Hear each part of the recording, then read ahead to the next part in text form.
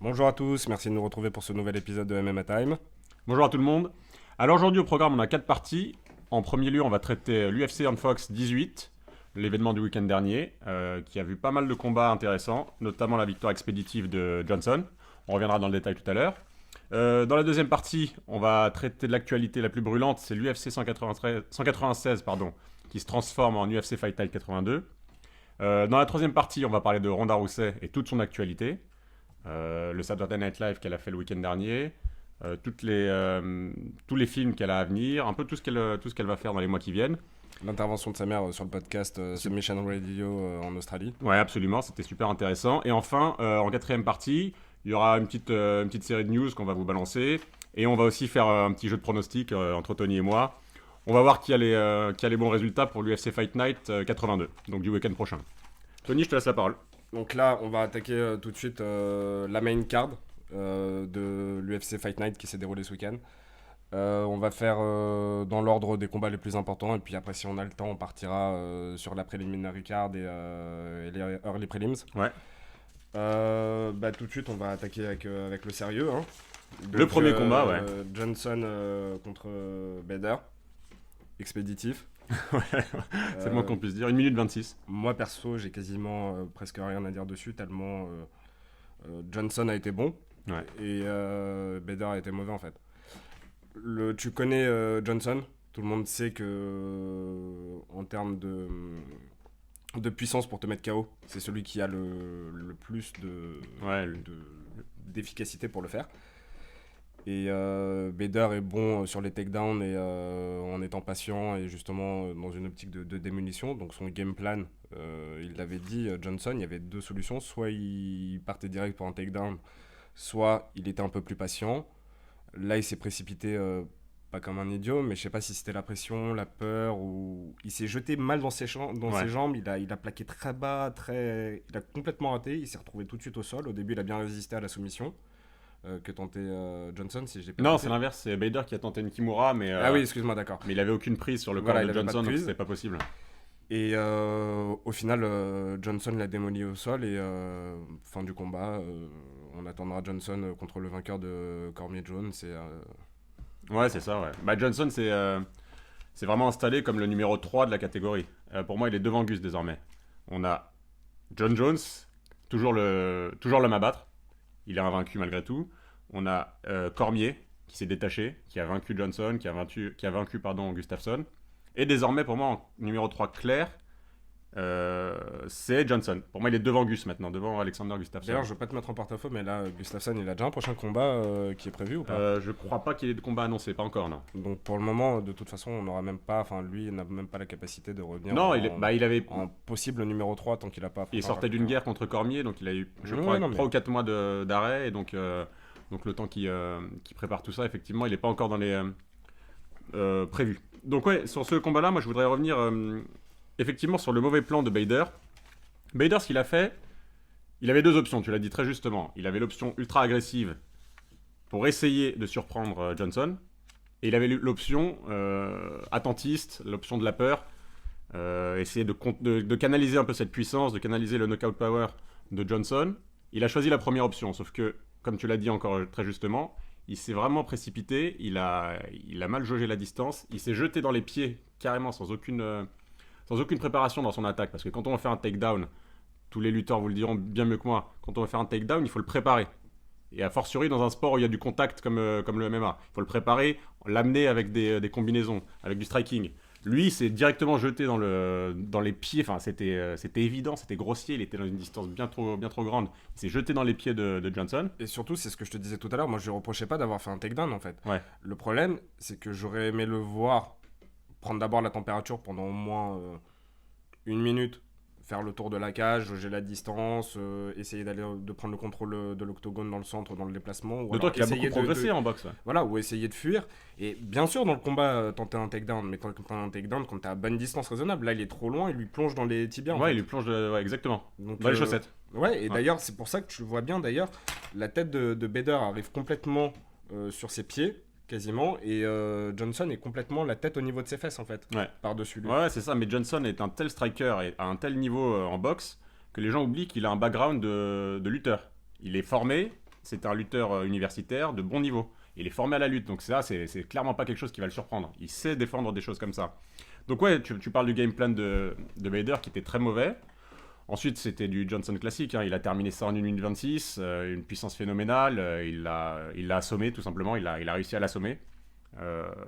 Il est monté en full mount et il l'a terminé au sol très rapidement. Qu'est-ce qu'on a vraiment appris que Johnson est terrifiant, qu'il a une puissance dévastatrice, ouais, c'est ça, on a appris que c'était le numéro 3, c'est ce que je disais au début. Et dernier truc aussi qu'on a réellement appris en conférence de presse, c'est que Johnson a dit qu'il était prêt à attendre un an à s'asseoir pour combattre en ayant le vainqueur de lui, il souhaite absolument contre la ceinture, ouais. Après, il a dit si on me propose un combat, c'est un chèque, donc je le prendrai. Mais moi, s'il le faut pour être sûr d'avoir mon title shot, je reste assis jusqu'en janvier prochain. Si, imaginons par exemple que Cormier, Jones, de toute façon, ça doit être annoncé normalement dans la semaine, mais que ce soit en avril ou en mai, que les deux soient dans un tel combat que les médecins les suspendent pour 6 mois, ça force Johnson à attendre pour 8-9 mois facile à s'asseoir s'il refuse un autre combat au risque de le perdre. Donc voilà. Ouais. Il a dit qu'il était ouvert à un combat, mais il est prêt aussi à s'asseoir et à pas... Je vois pas dans la catégorie qui peut l'inquiéter réellement. De toute façon, c'est simple. Jones, il a dit cette semaine dans une déclaration, en light heavyweight, il me reste 3 combats d'ici. Ouais. La revanche. Enfin, c'est même pas la revanche parce qu'il avait déjà gagné, mais il revient pour reprendre sa ceinture.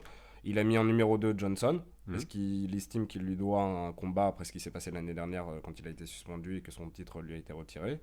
Et enfin, il veut revoir Gustafsson parce que, on le voyait dans l'interview avec Ariel Helwani, il disait « Ok, c'est le combat où j'ai été mis le plus à mal par un combattant, mais je m'étais pas entraîné, le week-end je faisais la fête. » Donc dans sa tête, je pense qu'il a envie de s'entraîner à fond.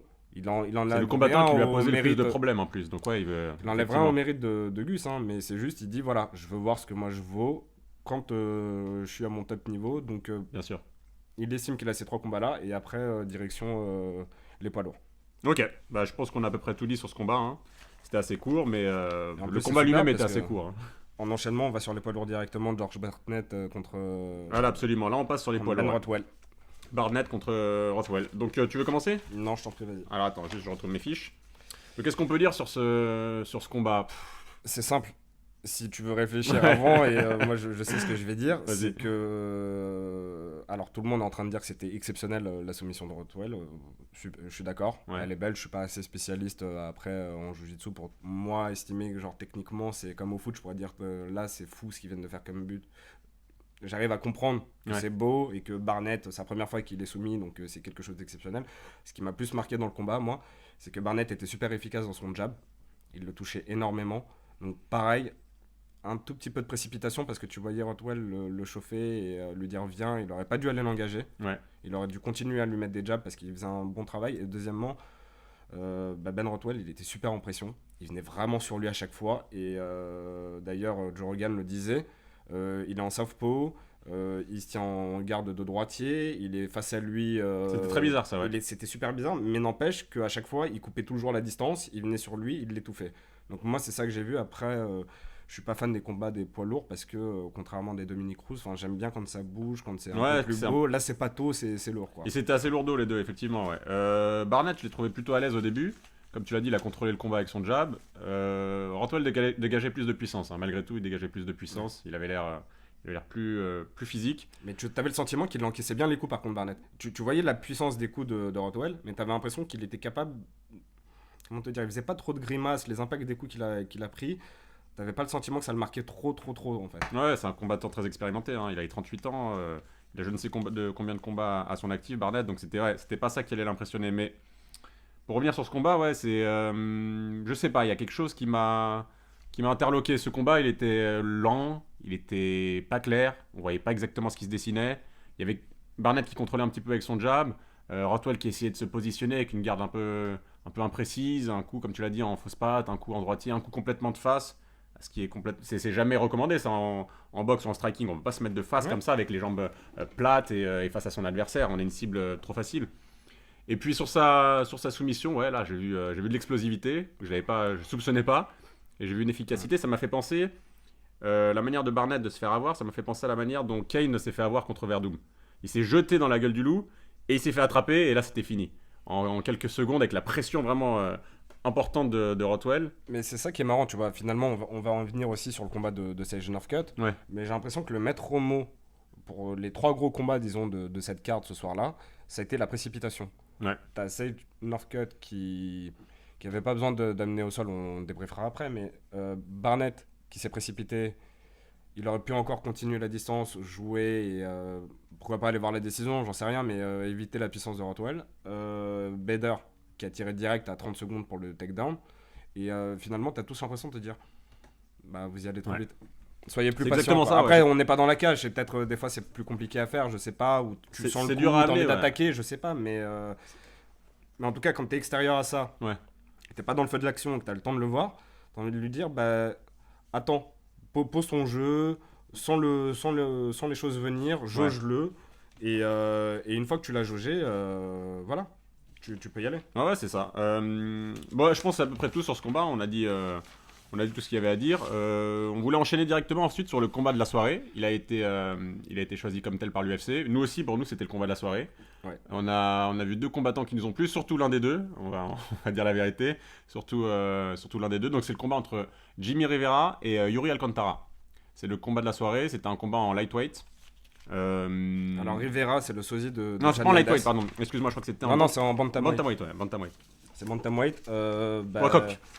Rivera, c'est le sosie de Chad Mendes. Ouais, c'est ça. Et il me rappelle un peu dans sa manière de se bouger Urijah Faber. Ouais. Et très bon en boxe, grosse pression, gros cardio. Il a mis un vrai rythme. Je sais pas ce qu'il vaut au sol, mais moi il m'a plu. Je le connaissais pas. Il était, je crois, sur une série de 18 victoires consécutives. Ouais, je vais revérifier. Je suis quasiment sûr, j'ai les chiffres en tête, mais 18 victoires. Donc je crois que là, pour le prochain match, il a demandé à avoir quelqu'un du top 10. C'est mérité. Ce qui sera intéressant. Et je le connaissais pas avant ce combat, il m'a vraiment beaucoup plu. Et j'ai hâte de le revoir. En plus, ce qui a l'air bien, c'est qu'il n'a pas été marqué. Il n'a pas été marqué plus que ça dans son combat, quoi. Non, assez décevant. Son adversaire Alcantara, il est un peu plus connu, un peu plus reconnu dans le milieu. Et il était.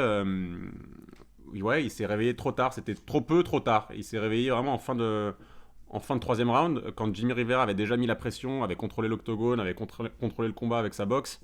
Alcantara s'est réveillé bien trop tard. Moi, j'ai aimé aussi la prestation de Rivera. On a senti qu'il avait du cœur, il avait ce côté, ce panache qu'on aime chez les combattants. Il était chez lui en plus dans le New Jersey, donc il s'est donné à fond, il était porté par le public. Moi, j'ai vraiment aimé ce combattant. Ce que j'ai aimé le plus, c'était son jab, c'était sa manière de contrôler avec son jab, une très bonne déplacer. Vraiment, vraiment un super combattant, une belle révélation.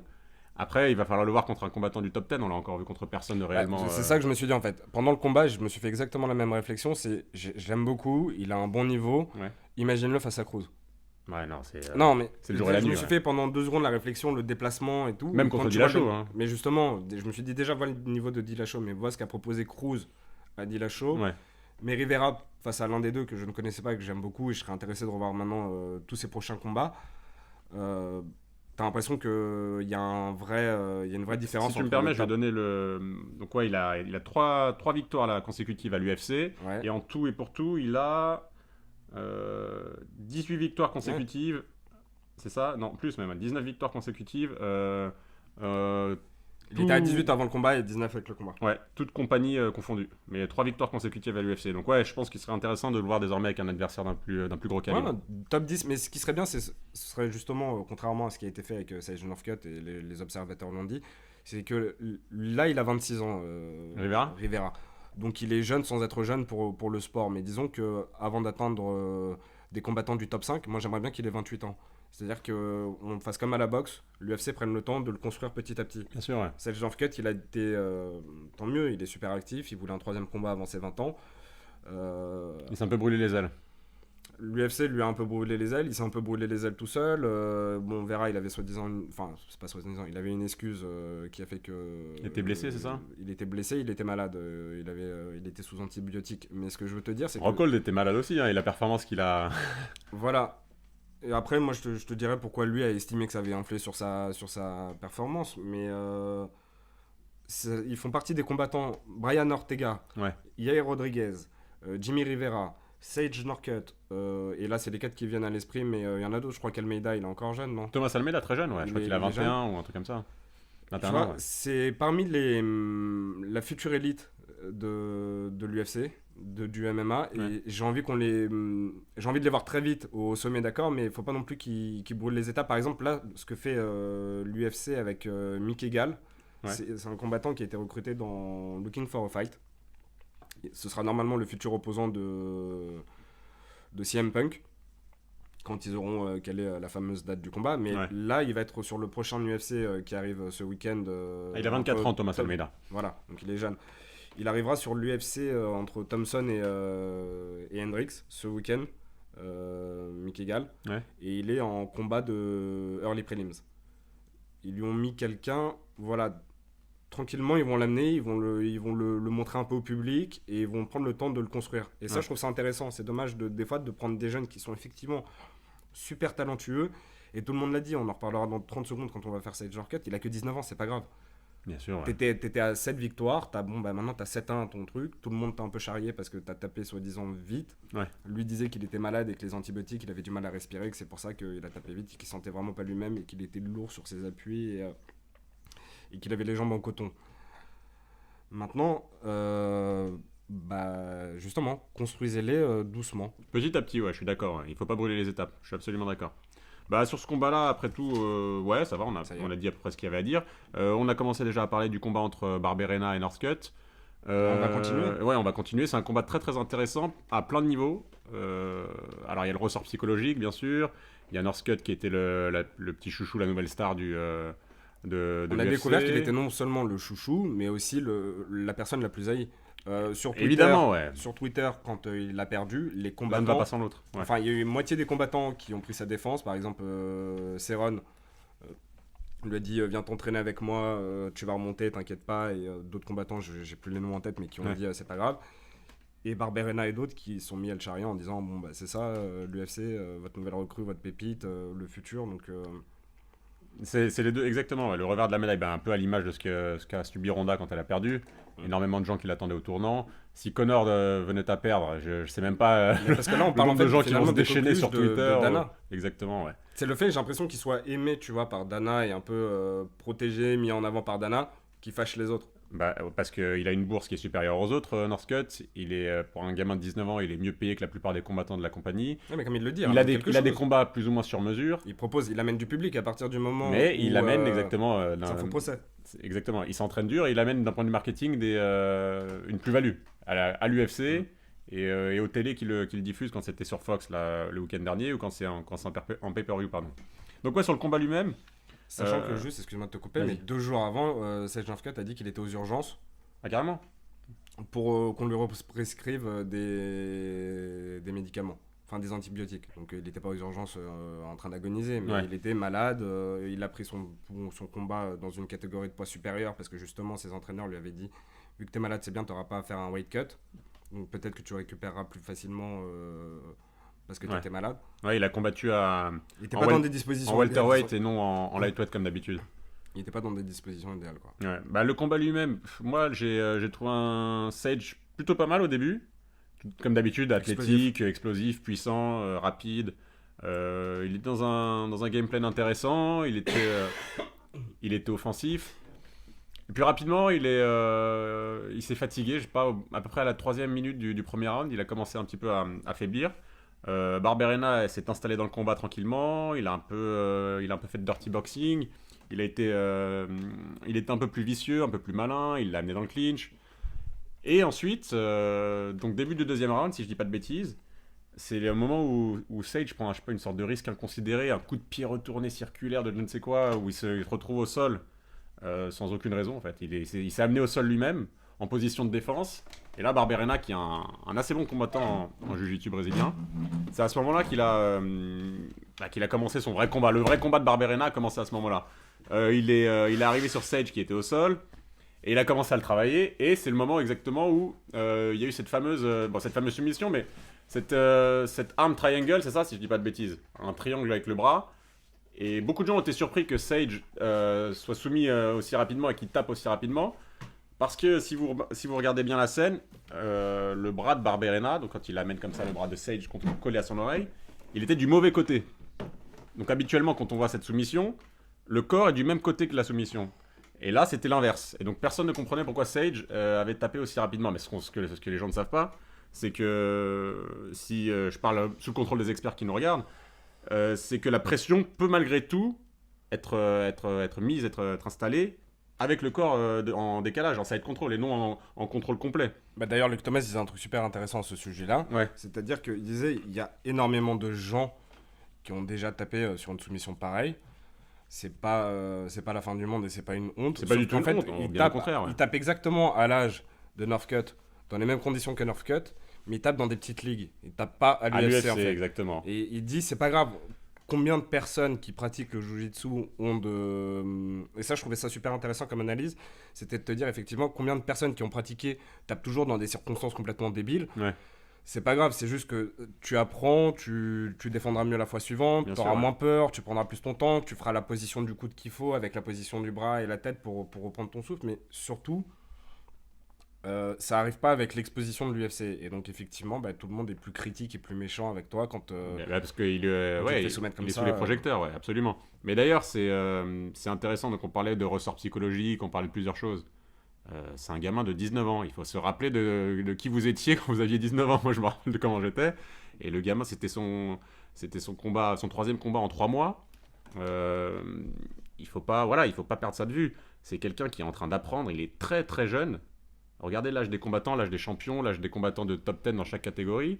Ils ont tous plus de 26, 27, 28 ans. C'est très rare qu'ils aient moins de 28 ans. Ça, c'est rarissime. Sur sa mentalité, il y a un facteur qui joue en plus énormément. C'est-à-dire que pour ceux qui ont connu la série Friday Night Lights, il a exactement la mentalité texane des jeunes lycéens de Friday Night Lights, la série de, comment il s'appelle, Peter Berg comme réalisateur.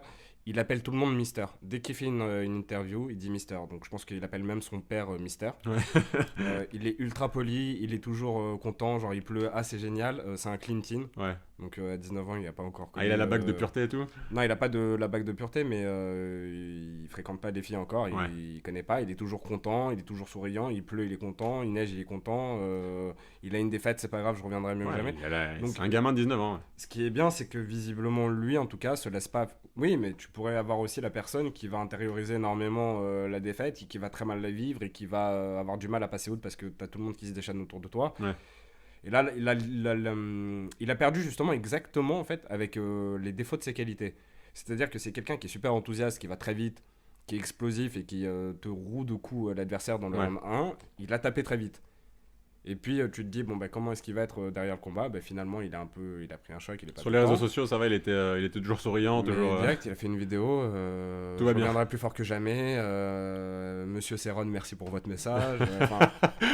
Il est super marrant. C'est une vraie mentalité américaine. Il est respectueux, c'est bien. Ultra respectueux, c'est super marrant. Mais donc justement, non, je pense qu'il va revenir et que. Je sais pas si t'es d'accord avec moi, mais je pense que cette défaite ne va lui faire que du bien. C'est un truc ultra positif pour lui. Ça va déjà faire tomber la pression. Il est plus invaincu. Il a plus cette étiquette, c'est une pression en moins, il ne peut que progresser, il va travailler son jiu-jitsu, il va s'entourer des meilleurs, parce que l'UFC est loin de tirer un trait sur lui. Il rejoint à plein temps Tristar Gym, la salle de Firas Zahabi. Exactement, donc il sera avec Rory McDonald, GSP, Olivier Aubin-Mercier et tant d'autres. Et Safiedine et tout, donc il va être entouré vraiment bien. Son père restera son coach, mais un peu moins. Je pense que ça aussi, ça peut être un peu peut-être couper positif, le cordon. Parce que non, mais à côté, avoir le père qui te noie l'enfant à chaque fois, hurler les... Je sais pas si c'est bon. Deuxièmement... Oui, c'est bien, ça va faire tomber la pression, je suis totalement d'accord avec toi, c'est juste dommage que ce soit arrivé, c'était pas nécessaire qu'il y ait une... L'intérêt qu'on va avoir pour Sage Northcutt, on va encore l'avoir parce qu'on va vouloir voir comment il rebondit. Donc la hype, elle va pas partir sur lui.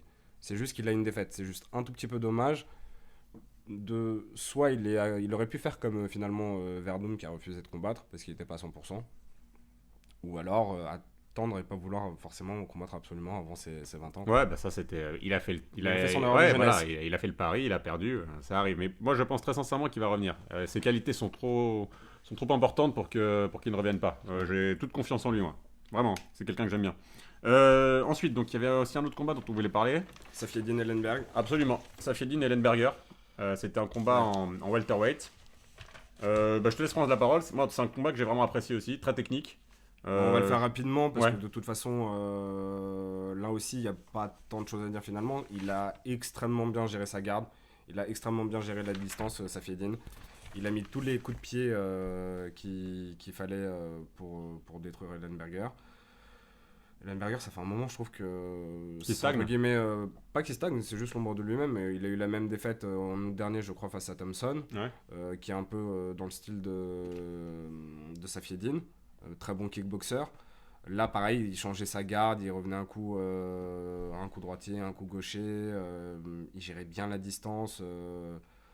Ça me plaisait. Tu me diras sur les défaites qu'il a, tu étais en train de me le montrer là. Il vient de perdre contre Steven Thompson, Kelvin Gastelum, Robbie Lawler et Rory McDonald. Donc il n'a pas non plus perdu face à n'importe qui. C'est ce que j'allais dire, Il n'a pas perdu contre n'importe qui. Voilà, j'ai été juste très impressionné par la performance de Safieddine après sa blessure. Lui aussi, il rejoint définitivement a priori Tristar Jim. Il l'a annoncé après le combat. Donc c'était très, très agréable à regarder et très sympa à voir. Ouais, c'était un super combat. C'est un des combats qui m'a plu de la soirée. Safieddine, on le connaît, c'est un striker, un excellent striker, très fluide, très souple, très élégant. Il est beau à voir combattre. Je me demandais dans quel état on allait le revoir après sa blessure. C'était pas mal pour un combat de reprise. Sa capacité à changer de garde, voilà, c'est ce qui est le plus spectaculaire. KO au premier round, par contre. Mais voilà, ça j'en parlerai après quand je parlerai d'Ellenberger. Mais ouais, sa capacité à changer de garde, c'était vraiment, vraiment impressionnant. C'était impressionnant. Et d'ailleurs, il a fait un parallèle, Joe Rogan, pendant le combat, il a parlé du Marvelous Marvin Hagler. Pour ceux qui ne le connaissent pas, c'est un boxeur des années 80. Allez voir les vidéos sur YouTube. Et c'était tout à fait ça, lui aussi. C'était quelqu'un qui était capable à tout moment de passer d'une fausse patte à une garde orthodoxe. Très fluide, pareil, un peu plus puissant que Safieddine. Merci Wikipédia. C'est Wikipédia en encyclopédie vivante. C'est Joe Rogan, là, je cite les sources. C'est Joe Rogan qui en a parlé. Et donc, ouais, ça c'était vraiment bien de son côté. Ellenberger, il y a un moment à la fin du premier, je crois que c'était à quel moment? À la fin du premier round où il le met un petit peu. Juste quasiment, ouais. Il est sauvé, au moment du gong, il est sauvé par le gong. Et on a vu que Ellenberger avait une puissance, un knockout power incroyable. Et il a pas du tout profité de ça. Il était rigide pendant le combat. Il était attentiste. Lui aussi, il était sous antibiotiques. Possible, il s'est jamais lâché. Après, c'est aussi dû à la performance de Safieddine. Il faut pas en retirer de mérite. Mais c'est vraiment dommage quand on voit à la fin du premier round et à la toute fin du combat, les deux fois où il a touché à pleine puissance Safieddine, il l'a mis vraiment quasiment KO. Pourquoi il s'est réveillé si tard? Pourquoi est-ce qu'il n'a pas essayé de faire plus de choses, d'être plus entreprenant, d'être plus ambitieux dans son plan? C'est une déception. Ellenberger, c'était un peu un combat à la vie à la mort pour lui. Dans cette catégorie, elle est tellement dense, tellement riche. Là, les 170, il a quoi comme combat à l'avenir, Ellenberger? Il a perdu contre tout le monde. Qu'est-ce qu'il lui reste? Ils vont le mettre ils vont lui faire une Matt Brown il n'y a pas longtemps. Ils vont descendre sur une carte de prélim en tête d'affiche, comme il était là d'ailleurs. Il était déjà en prélim, je sais pas. Moi, c'est comme ça, je pense. Parce que tu regardes encore un petit peu, mais bon, il est vieillissant aussi. Ouais, il est vieillissant. Mais pour autant, je sais pas. Moi, j'attendais plus de lui. Safieddine, très bien. Ellenberger, il a que 30 ans, il est pas non plus très vieux. Même pas 30 ans, si, il les a. Si, il les a. Et donc voilà, je sais pas, à voir à l'avenir, mais un petit peu sombre pour lui, c'est pas forcément très clair. Donc voilà, c'était les combats dont on voulait parler. Il y avait aussi quelques gens qu'on voulait mentionner. Toi, je sais que notamment. Moi, je vais juste mentionner un qui était vraiment agréable à voir comme combat et regardez-le à l'avenir comme combattant, c'est Alex Caceres qui a affronté Fullen. Ouais. Donc ce combat, c'était le combat des sosies. T'as Alex Caceres, donc pour les plus jeunes, c'est le sosie de Valderrama. Même coupe de cheveux. Au niveau de la coupe, ouais. Pour les plus jeunes qui saisiront peut-être pas Valderrama, c'est David Luiz un petit peu plus lointain. Ouais. Mais surtout, ce qui était exceptionnel, c'était l'arbitre. On l'a revu d'ailleurs dans tout le combat, l'arbitre, on l'a revu après. C'est le sosie absolu de Brock Lesnar. Mais Brock Lesnar en Playmobil, c'est-à-dire 1m20, pas de cou, aucune articulation, c'est juste les membres, le tronc. Super buff. Comment il s'appelait cet arbitre? Je sais plus le nom de l'arbitre, mais il a fait 2-3 combats dans la soirée. Il a fait 2-3 combats. C'était exceptionnel, c'était vraiment un Playmobil, c'était la tête posée sur les épaules. Il a fait le Rothwell Barnett. Ouais, et ça c'est une saloperie quand même, je trouve, de le mettre au milieu de deux poids lourds. Il faisait 1m95 les deux. C'est pas lui rendre hommage, parce que déjà, c'était vraiment drôle à voir. Faut qu'on trouve son nom, on va trouver son nom, on va vous le dire à la fin pour que vous alliez le voir sur génial sur Google. C'est vraiment Brock Lesnar. Ouais. C'est un mini Brock Lesnar. C'est comme mini moi dans Austin Powers. C'est le mini Brock Lesnar. Et juste pour terminer aussi, Randy Brown qui était en early prelims, qui a gagné. Bon, il n'a pas montré grand chose parce que c'était sa première contre Matt Dwyer. mais il sort de l'émission Looking for a Fight. Là aujourd'hui, il y a le nouvel épisode d'ailleurs qui est sorti. La saison 2, ouais. Épisode 2, saison 2. On a juste pu voir qu'en tout cas, techniquement, il a du potentiel. Il est facile, il y a une vraie aisance, il est très grand pour sa catégorie de poids. Je serais pas étonné de le revoir aller très très loin plus tard. C'est possible. Il est prometteur. Après, toi, je sais que ça t'a pas plus emballé que ça. Moi, il ça m'a pas j'ai vu qu'il était en impressionné tension, plus que ça, mais il est prometteur. je suis d'accord avec toi, il était pas il est à l'aise en tout impressionnant, cas. Ouais, c'est un striker. Je sais pas du tout ce que vaut son jiu-jitsu. Il a pas été capable de terminer Dwyer au sol. Dwyer, c'est pas n'importe qui, c'est un beau combattant aussi, Dwyer. J'ai été quasiment plus impressionné par Dwyer que par Andy Brown, pour dire la vérité. On verra bien, ouais, c'est un combattant à suivre, il est très jeune. Hein. Il sort de l'émission, comme tu l'as dit, Looking for a Fight, donc on verra bien ce que ça vaut. Hein. Ça, c'est pas un problème. Donc voilà pour la carte de l'UFC on Fox 18.